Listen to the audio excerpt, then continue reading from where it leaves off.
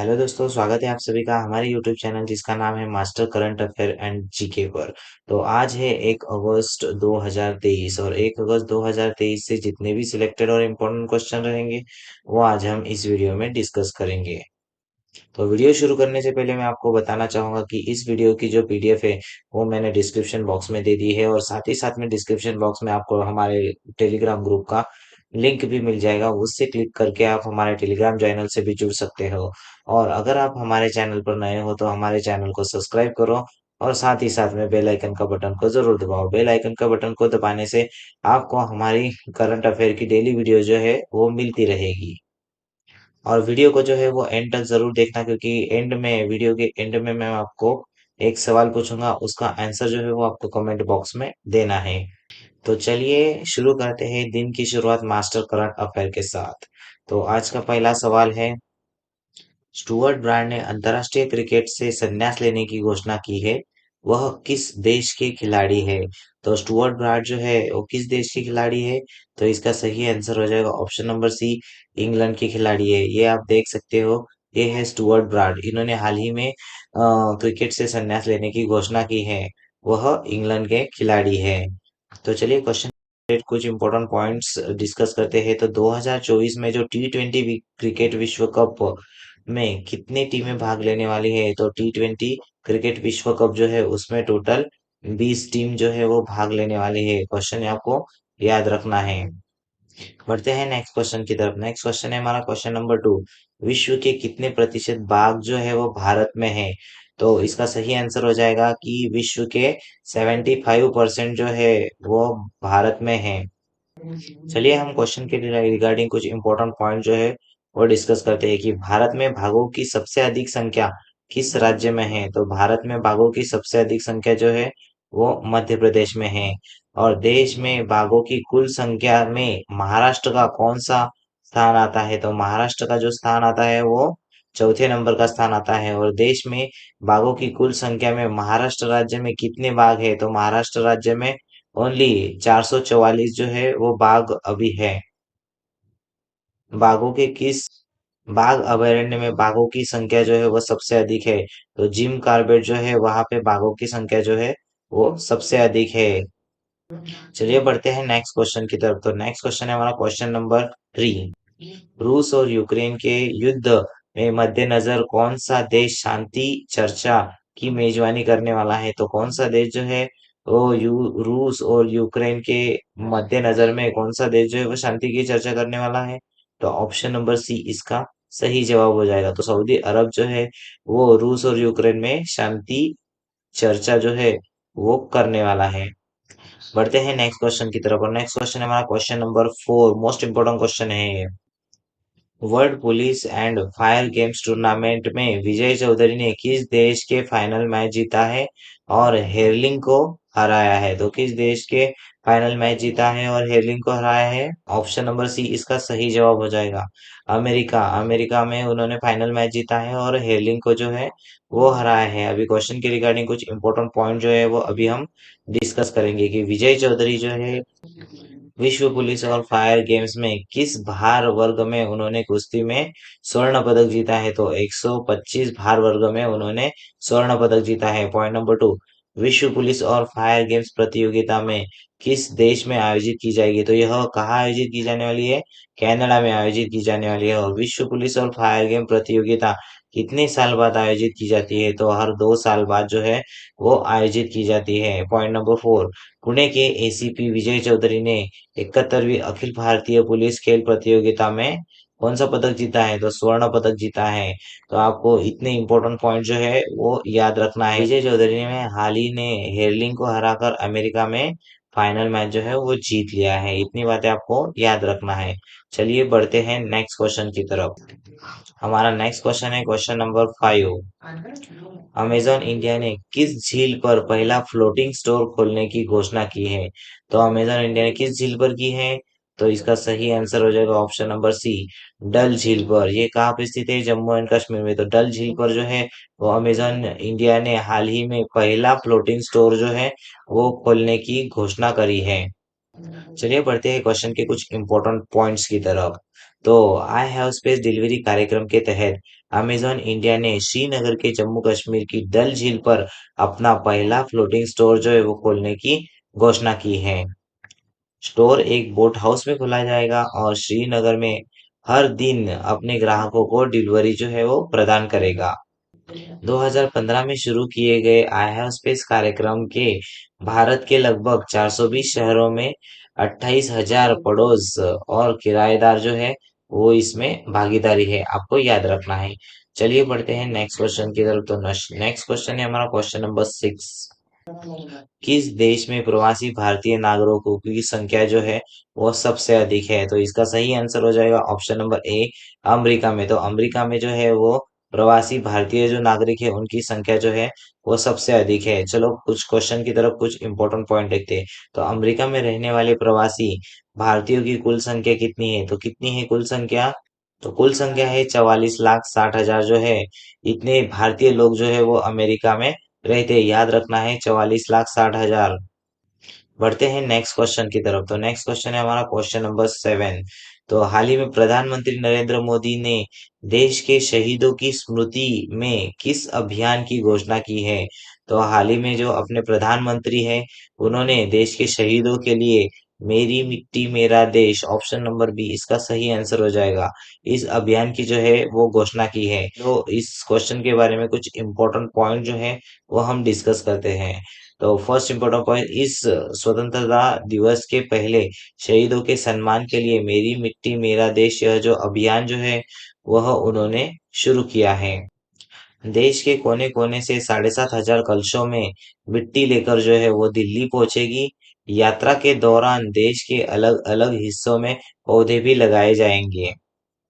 दिल्ली में third point है, दिल्ली में राष्ट्रीय समर स्मारक के पास अमृत वाटिका जो है वो बनाई जाएगी, जिसमें 7,500 कलशों में देश भर से लाई गई मिट्टी और छोटे पौधे का प्रयोग किया जाएगा। उन्होंने प्रत्येक व्यक्ति से अपील की है कि वे अपने हाथों में मिट्टी लेकर शपथ लेते हुए अपनी सेल्फी yuva.gov.in पर अपलोड करें। प्रधानमंत्री ने कहा कि पिछले वर्ष स्वतंत्रता दिवस पर देश भर में हर घर तिरंगा अभियान जो है वो चलाया गया था और इस वर्ष भी हर घर पर जो है वो तिरंगा जो है फहराना जाना चाहिए। तो क्वेश्चन की रिगार्डिंग इतने इंपॉर्टेंट पॉइंट जो है वो आपको याद रखना है। चलिए बढ़ते हैं नेक्स्ट क्वेश्चन की तरफ। नेक्स्ट क्वेश्चन है हमारा क्वेश्चन नंबर 8। तो क्वेश्चन नंबर 8 है हमारा, भारतीय अंतरिक्ष अनुसंधान संगठन आईएसआरओ ने श्रीहरिकोटा अंतरिक्ष केंद्र से किस देश के 7 उपग्रहों की सफलतापूर्वक जो है वो लॉन्च किया है? तो किस देश से लॉन्च किया है? तो इसका सही आंसर हो जाएगा ऑप्शन नंबर सी, सिंगापुर। तो सिंगापुर के 7 जो है वो उपग्रह को सफलतापूर्वक किसने लॉन्च किया है? तो आईएसआरओ ने लॉन्च किया है। तो ये है आईएसआरओ की कुछ इमेज आप देख सकते हैं और इस क्वेश्चन के रिगार्डिंग कुछ इंपॉर्टेंट पॉइंट जो है अभी हम डिस्कस करने वाले हैं कि आईएसआरओ ने श्रीहरिकोटा अंतरिक्ष केंद्र में सिंगापुर के कितने उपग्रहों को सफलतापूर्वक लॉन्च किया है? तो 7 उपग्रहों को सफलतापूर्वक लॉन्च किया है। सेकेंड पॉइंट, भारतीय अंतरिक्ष अनुसंधान संगठन आईएसआरओ ने किस रॉकेट की मदद से सिंगापुर के 7 उपग्रहों को सफलतापूर्वक लॉन्च करने में सक्षम रहा है? तो PSLV C56 जो है, तो इसका सही आंसर हो जाएगा PSLV C56, आपको याद रखना है। तो इसरो द्वारा प्रक्षेपित 7 सिंगापुर के उपग्रहों में से एक महत्वपूर्ण उपग्रह DSSAR का वजन कितना है? तो उसका वजन कितना है? तो 360 किलोग्राम जो है वो उसका वजन है। याद रखना है DSSAR का वजन कितना है? तो 360 किलोग्राम है। पॉइंट नंबर चौथा, यह PSLV की 58वीं कोर कोर अलोन कॉन्फ़िगरेशन में PSLV की 17वीं उड़ान थी। किसकी उड़ान थी? PSLV की 17वीं उड़ान थी, लेकिन कोर अलोन कॉन्फ़िगरेशन के साथ में थी। चलो आईएसआरओ के बारे में कुछ इंपॉर्टेंट पॉइंट्स हम देखते हैं। तो ये इमेज में आप देख सकते हो, ये जो है ये आईएसआरओ का सिंबल है अपना। आईएसआरओ भारत का राष्ट्रीय अंतरिक्ष संस्थान है जिसका मुख्यालय जो है वो कहाँ है? बैंगलोर में है। सेकेंड पॉइंट, आईएसआरओ का फुल फॉर्म जो है वो इंडियन स्पेस रिसर्च ऑर्गेनाइजेशन यानी भारतीय अंतरिक्ष अनुसंधान संगठन है। भारतीय अंतरिक्ष अनुसंधान संगठन की स्थापना कब हुई थी? तो 15 अगस्त 1969 में हुई थी, में की गई थी। पॉइंट नंबर 4, इस संस्थान का मुख्य कार्य क्या होता है? कि भारत के लिए अंतरिक्ष संबंधी जो तकनीक है वो उपलब्ध करवाना जो है इस संस्थान का मेन कार्य होता है। भारत का पहला उपग्रह कौन सा है? आर्यभट्ट, जो 19 अप्रैल 1975 को सोवियत संघ यानी रूस के द्वारा अंतरिक्ष में जो है वो छोड़ा गया था। और इसका नाम एक महान गणित तज्ञ जो थे आर्यभट्ट, इसके नाम पर जो है वो रखा गया था। तो इतने पॉइंट जो है आपको याद रखना है। चलिए बढ़ते हैं नेक्स्ट क्वेश्चन की तरफ। तो नेक्स्ट क्वेश्चन है हमारा क्वेश्चन नंबर 9। विश्व विश्वविद्यालय खेल चैंपियनशिप किस देश में आयोजित की जाएगी? तो विश्वविद्यालय खेल चैंपियनशिप जो है वह चीन में आयोजित की जाने वाली है। तो ऑप्शन नंबर डी इसका सही आंसर हो जाएगा। चलिए बढ़ते हैं नेक्स्ट क्वेश्चन की तरफ। तो क्वेश्चन नंबर 10, हाल ही में कोरोना वायरस का जो नया वेरिएंट है वह कहाँ मिला है? तो कहाँ मिला है? तो सही आंसर हो जाएगा यूएई, यूनाइटेड स्टेट अमीरात में हाल ही में कोरोना वायरस का जो है वह नया वेरिएंट मिला है। चलो क्वेश्चन के रिगार्डिंग कुछ इंपॉर्टेंट पॉइंट्स देखते हैं। अब इस जानलेवा बीमारी का एक नया वेरिएंट जो है वो सुर्खियों में है। यह नया वेरिएंट संयुक्त अरब अमीरात यानी यूनाइटेड अरब अमीरात यानी यूएई में पाया गया है। और विश्व स्वास्थ्य संगठन WHO यानी विश्व वर्ल्ड हेल्थ ऑर्गेनाइजेशन ने इस वेरिएंट की पुष्टि की है। तो याद रखना है कि कोरोना वायरस का नया वेरिएंट अभी कहाँ मिला है? तो यूएई में मिला है। ये है कोरोना वायरस। चलो बढ़ते हैं नेक्स्ट क्वेश्चन की तरफ। नेक्स्ट क्वेश्चन है हमारा क्वेश्चन नंबर 11। तो नेक्स्ट क्वेश्चन है हमारा क्वेश्चन नंबर 11। हाल ही में WTO के 13वें मंत्री स्तरीय सम्मेलन के अध्यक्ष रूप में किसको चुना गया है? तो इसका सही आंसर हो जाएगा ऑप्शन नंबर सी, डॉक्टर थानी अल जागोदी को चुना गया है। यह है डॉक्टर थानी अल जागोदी, जिसको हाल ही में WTO के 13वें मंत्री परिषद के सम्मेलन के रूप में अध्यक्ष के रूप में चुना गया है। तो क्वेश्चन के रिगार्डिंग कुछ इंपॉर्टेंट पॉइंट्स हम देखते हैं। तो थानी अल जागूदी को WTO के 13वें मंत्री स्तरीय सम्मेलन का अध्यक्ष जो है वो चुना गया है। और संयुक्त अरब अमीरात के विदेशी व्यापार मंत्री डॉक्टर थानी अल जागूदी को विश्व व्यापार संगठन के 13वें मंत्री स्तरीय सम्मेलन के रूप में इन्होंने अध्यक्ष चुना है। तो आपको याद रखना है WTO के 13वें मंत्री स्तरीय सम्मेलन का अध्यक्ष कौन हुआ था? तो डॉक्टर हानी अल जागोदी। चलिए बढ़ते हैं कुछ important point related to WTO। तो WTO जो है उसका फुल फॉर्म क्या होता है? तो वर्ल्ड ट्रेड ऑर्गेनाइजेशन जो है वो WTO का फुल फॉर्म होता है। वर्तमान में विश्व व्यापार संगठन के कितने सदस्य हैं? तो 164, 164। वर्तमान में विश्व व्यापार संगठन के कितने सदस्य हैं?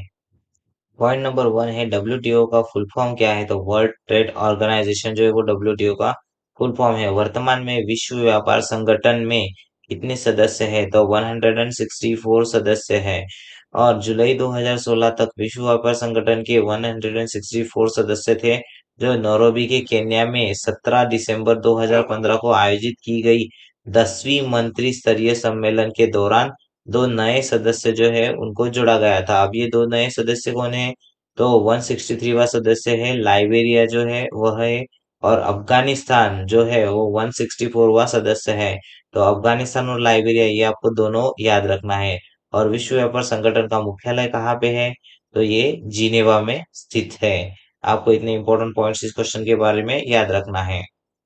और फ्रेंड्स, अगर आपको हमारा कंटेंट अच्छा लग रहा है तो हमारे वीडियो को लाइक कीजिए, चैनल को सब्सक्राइब कीजिए और अपने दोस्तों के साथ में शेयर करना बिल्कुल ना भूलें। चलिए बढ़ते हैं हम नेक्स्ट क्वेश्चन की तरफ। तो नेक्स्ट क्वेश्चन है हमारा क्वेश्चन नंबर 12। अखिल भारतीय शिक्षा सम्मेलन किस स्थान पर आयोजित किया गया था?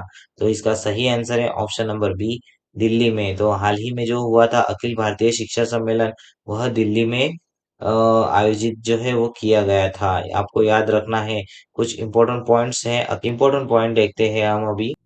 अखिल भारतीय शिक्षण समागम का उद्घाटन किसके द्वारा किया गया था? तो अखिल भारतीय शिक्षण का उद्घाटन जो है वो किसके द्वारा, नरेंद्र मोदी द्वारा किया गया था। और कहाँ पे किया गया था, तो दिल्ली में किया गया था। ये दो पॉइंट जो है वो आपको याद रखना है। चलिए बढ़ते हैं नेक्स्ट क्वेश्चन की तरफ। तो नेक्स्ट क्वेश्चन है हमारा क्वेश्चन नंबर 13।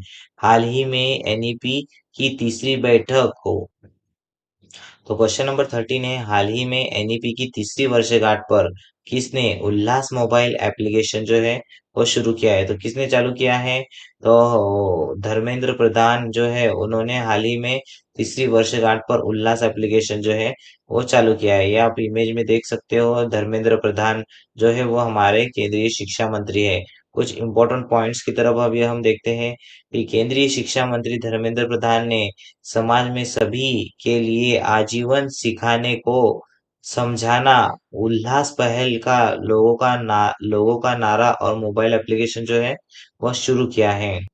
केंद्रीय शिक्षा मंत्री धर्मेंद्र प्रधान ने समाज में सभी के लिए आजीवन सिखाने को समझाना मतलब उल्लास का पहला लोगो और नारा और मोबाइल एप्लीकेशन जो है वो शुरू किया है।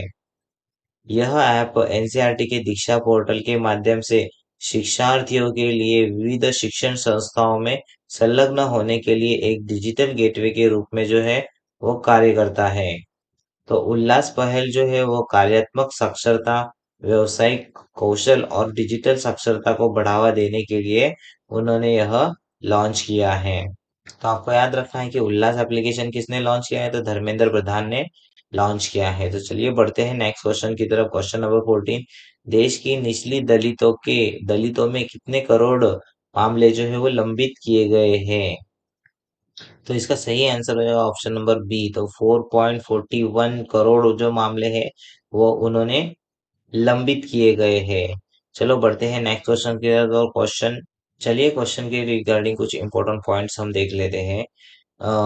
इम्पोर्टेंट पॉइंट है, देश में सबसे अधिक लंबित मामले किस राज्य में है। तो देश में सबसे अधिक लंबित मामले जो है वो उत्तर प्रदेश में है। और महाराष्ट्र राज्य की निचली अदालतों में कितने मामले जो है वो लंबित है, तो 51 लाख जो है वो मामले लंबित है। और सबसे पहले अधिक मामले जो है वो उत्तर प्रदेश में है और उसके नीचे महाराष्ट्र में है। बढ़ते हैं नेक्स्ट क्वेश्चन की तरफ। तो नेक्स्ट क्वेश्चन है हमारा क्वेश्चन नंबर 15। भारत के राहुल आवारे ने विश्व पुलिस और फायर गेम्स में किस भार वर्ग में कुश्ती में स्वर्ण पदक जीता है। तो किस भार वर्ग में जीता है, तो इसका सही आंसर हो जाएगा ऑप्शन नंबर डी। 61 भार वर्ग की कैटेगरी में उन्होंने विश्व पुलिस और फायर गेम्स में अभी स्वर्ण पदक जीत लिया है। चलिए कुछ इंपॉर्टेंट पॉइंट्स देख लेते हैं। राहुल आवारे ने कुश्ती में विश्व पुलिस और फायर गेम्स चैंपियनशिप के फाइनल में किस देश के मिगोलास बोरियास को हराया था। तो किस देश का था वह, पोलैंड के मिकास बोरियास को हराया था। किसको हराया था, तो मिकोलास बोरियास को हराया था। ये कहा के, तो पोलैंड के हैं। नेक्स्ट पॉइंट है, भारतीय पहलवान राहुल अवारे द्वारा विश्व पुलिस एंड फायर गेम्स जीता गया जो स्वर्ण है वो उनका राष्ट्रीय पदक है। कितना राष्ट्रीय पदक है, तो तीसरा जो है वो उनका राष्ट्रीय पदक है, आपको याद रखना है। तो राहुल आवारे ने जो है वो विश्व पुलिस और फायर गेम्स के किस भार वर्ग में, तो 61 भार वर्ग में उन्होंने स्वर्ण पदक जीता है। चलो बढ़ते हैं नेक्स्ट क्वेश्चन की तरफ। ये हमारे पीडीएफ का लास्ट क्वेश्चन है, ध्यान से देखिएगा। हाल ही में पेन गैंगशंग किस देश के केंद्रीय बैंक के नए गवर्नर जो है वो बन गए हैं। तो यह ऑप्शन नंबर बी इसका सही आंसर हो जाएगा कि चीन के जो है वो केंद्रीय बैंक के यह नए गवर्नर बने हैं। तो क्वेश्चन नंबर 16 है, हाल ही में पेन गैंगशंग किस देश के केंद्रीय बैंक के गवर्नर बने हैं। तो किस देश के केंद्रीय बैंक के गवर्नर बने हैं, तो चीन के जो है वो पेंग गैंगशन जो है वो केंद्रीय बैंक के गवर्नर बने हैं। तो कल का सवाल डिस्कस करने से पहले मैं आपको बताना चाहूंगा कि अगर आप हमारे चैनल पर नए हो तो हमारे चैनल को लाइक कीजिए, शेयर कीजिए और सब्सक्राइब कीजिए। और दोस्तों की मदद करके उनकी हेल्प भी कीजिए। तो कल मैंने आपसे सवाल पूछा था कि हाल ही में किसने ब्रिक्स समूह में शामिल होने के लिए आवेदन किया है। तो किसने आवेदन किया है, तो इसका सही आंसर हो जाएगा ऑप्शन नंबर सी, अल्जीरिया ने। तो अल्जीरिया ने जो है वो ब्रिक्स समूह में शामिल होने के लिए हाल ही में आवेदन किया है। तो चलते हैं आज के सवाल की तरफ। तो आज का सवाल है आपके लिए, हाल ही में कौन से राज्य की सरकार ने स्मार्ट सिटी ऐप में सेफ सिटी ऐप जो है वो शामिल करेगी। तो इसका आंसर जो है वो आपको कमेंट बॉक्स में देना है। तो हमको इंतजार रहेगा आपके कमेंट का और सही जवाब का। तो अगर आप हमारे चैनल पर नए हो तो चैनल को सब्सक्राइब जरूर कर दीजिए और बेल आइकन के बटन को जरूर दबाएं। तो ये रही आज की हमारी करंट अफेयर की वीडियो। आपको हमारी वीडियो कैसी लगी कमेंट बॉक्स में जरूर बताएं। और कमेंट बॉक्स में मैंने इस वीडियो की जो है पीडीएफ आपको मिल जाएगी। और साथ ही साथ में मैं आपको रोज बोलता हूँ कि मास्टर करंट अफेयर की जो पीडीएफ है वो भी आप डाउनलोड करके हमारे आपके स्टडी टेबल के सामने लगा दीजिए, ताकि ये जो रेगुलरली टारगेट है वो आपके कंप्लीट हो सके। अगर ये आप 30 दिनों तक करते हो तो आपका जो करंट अफेयर में है बहुत ही इंप्रूवमेंट देखने को मिलेगा, और करंट अफेयर से रिलेटेड एक भी सवाल जो है वो आपका एग्जाम में से नहीं छूटेगा। तो मैं उम्मीद करता हूँ आप मेरी बात मानते हुए ये पीडीएफ जो है उसको डेली फिल करते होंगे। और अगर आप हमारे फेसबुक पेज से ज्वाइन करना चाहते हो तो मैंने फेसबुक पेज का लिंक भी दे दिया है। टेलीग्राम चैनल से ज्वाइन करना चाहते हो या फिर टेलीग्राम ग्रुप से ज्वाइन करना चाहते हो तो हमारे ग्रुप से भी ज्वाइन हो सकते हैं। और अगर आपको जॉब के रिलेटेड कुछ भी प्रॉब्लम हो तो आप मेरी प्रोफेशनल आईडी पे ज्वाइन हो सकते हो। अगर आपको कुछ क्वेश्चन में डाउट हो या फिर करियर से रिलेटेड कोई भी इम्पोर्टेंट चीज आपको डिस्कस करना हो तो आप हमारे जो है वो फेसबुक इंस्टा पे ज्वाइन हो सकते हो। और कोई भी सवाल आप बेझिझक बने मुझसे बात कर सकते हो। तो thank you so much, thanks for watching this video. Thank you.